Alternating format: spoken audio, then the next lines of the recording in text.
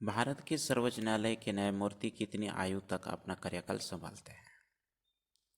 भारत में सर्वोच्च न्यायालय के न्यायमूर्ति 65 वर्ष तक अपना कार्यकाल संभालते हैं और भारत के सर्वोच्च न्यायालय के न्यायाधीश की नियुक्ति के लिए कुछ योग्यता होना जरूरी होता है। और वो योग्यता क्या है?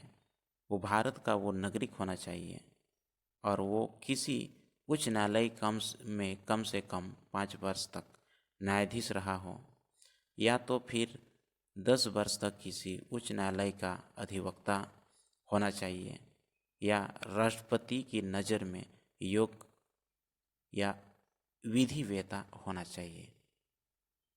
तो इसके कार्यकाल की यदि बात किया जाए तो कितने 65 वर्ष होने चाहिए और कुछ शर्तें होते हैं, कुछ राष्ट्रपति बनने का योग्यता होते हैं। ठीक है, चलिए।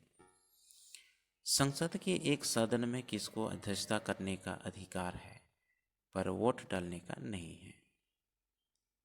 इसका सही उत्तर होगा ऑप्शन 3 यानी उपराष्ट्रपति।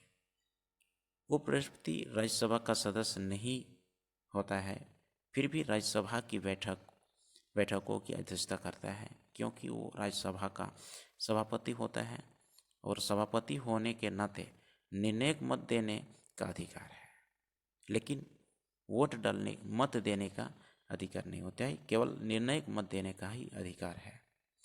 उपराष्ट्रपति के निर्वाचन में राज्यसभा और लोकसभा के सदस्य भाग लेते हैं और राष्ट्रपति के निर्वाचन में राज्यसभा, लोकसभा और विधानमंडल के सभी निर्वाचित सदस्य दे सकते हैं। अगला सवाल, निम्नलिखित में से किसने भारत का राष्ट्रपति बनने से पहले उपराष्ट्रपति पद पर कार्य नहीं किया था? इसका सही उत्तर होगा ऑप्शन 3 नीलम संजीव रेड्डी। नीलम संजीव रेड्डी ने भारत का राष्ट्रपति बनने से पहले उपराष्ट्रपति पद पर कार्य नहीं किया था। अन्य 3 जैसे राधाकृष्ण, जकीर हुसैन और आर वेंकट रामन ये उपराष्ट्रपति पद पर ये कार्य किया था राष्ट्रपति बनने से पहले। ठीक है, नेक्स्ट सवाल, वो कौन सा भारत का प्रथम प्रधानमंत्री था जो अपने राजनीतिक भविष्य में कहीं भी किसी समय कांग्रेस पार्टी से जुड़ा नहीं था? तो सही उत्तर होगा option A 4 AB Vajpayee. Atal Bihari Vajpayee Bharatiya Janata party से जुड़े थे और 12वीं और 13वीं लोकसभा में किसी को स्पष्ट बहुमत नहीं मिला और भाजपा ने अटल बिहारी वाजपेयी के नेतृत्व में मिलीजुली सरकार बनाई थी। ठीक है, राज्यसभा की बैठकों का सभापतित्व कौन करता है? इसका सही उत्तर होगा ऑप्शन 2 उपराष्ट्रपति। राज्यसभा की बैठकों का सभापतित्व उपराष्ट्रपति करता है और उसे मतदान का अधिकार भी नहीं है, लेकिन सभापति होने के नाते निर्णायक मत देने का केवल अधिकार है। अगला सवाल, निम्नलिखित में कौन सा विषय संघीय सूची में शामिल नहीं है? इसका सही उत्तर होगा ऑप्शन 3 सार्वजनिक स्वास्थ्य एवं सफाई। ये संघीय सूची में शामिल नहीं है। सार्वजनिक स्वास्थ्य एवं सफाई या संघीय सूची में ये विषय नहीं है। अगला सवाल, एक नई अखिल भारतीय सेवा किस प्रकार अस्तित्व में आती है? इसका सही उत्तर होगा ऑप्शन 4 संसद द्वारा नई अखिल भारतीय सेवा अस्तित्व में आती है। एक अखिल भारतीय सेवा संसद द्वारा पारित आदेश के द्वारा ही अस्तित्व में ये आती है। ठीक है, चलिए अगला सवाल, एक संघीय राष्ट्र में शक्तियों का वितरण होता है। एक संघीय राष्ट्र में शक्तियों का वितरण होता है और इसका सही उत्तर होगा ऑप्शन 1 केंद्र और राज्यों के बीच। एक संघीय राष्ट्र में शक्तियों का वितरण केंद्र और राज्यों के बीच होता है। या वितरण 3 क्षेत्रों में होता है। कितने क्षेत्रों में होता है? 3 क्षेत्रों में होता है। पहला क्षेत्र विधायी संबंधी अनुच्छेद, विधायी संबंधी एक पहला क्षेत्र है। और अनुच्छेद की यदि बात किया जाए तो 245 से लेकर 293 तक, ठीक है। दूसरा है, सेकंड क्षेत्र है प्रशासनिक संबंध क्षेत्र। अनुच्छेद की इसकी बात किया जाए 256 से लेकर 263 तक इसके अनुच्छेद, ठीक है। तीसरा क्षेत्र वित्तीय संबंध क्षेत्र, और इसके अनुच्छेद की यदि बात किया जाए 264 से लेकर 291 तक, कितने? 264 से 291 तक, ठीक है। चलिए अगला सवाल। मोरारजी देसाई किस वर्ष भारत के प्रधानमंत्री बने? तो इसका सही उत्तर होगा ऑप्शन 1, 1977 ईस्वी में।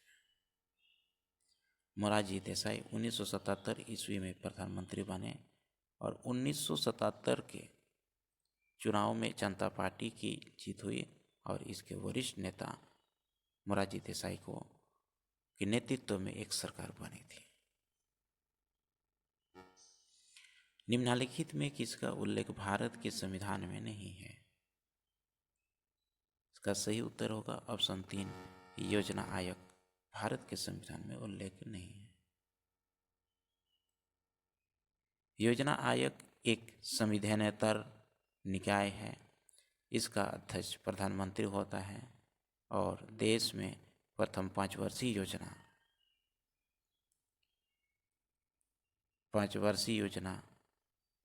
1951 से लेकर 1956 तक चली और इस योजना का विषय था, स्वरूप था अर्थव्यवस्था का स्वरूप मिश्रित अर्थव्यवस्था।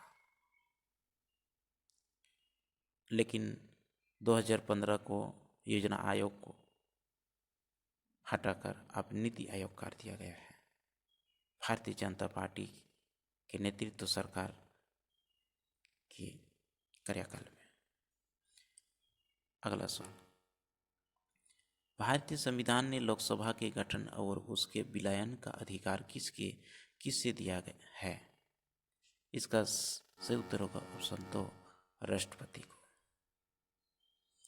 भारतीय संविधान ने लोकसभा के गठन और उसके विलयन का अधिकार राष्ट्रपति को दिया है। राष्ट्रपति 2 अंग्ल भारतीय समुदाय के लोगों को नामजद कर सकता है।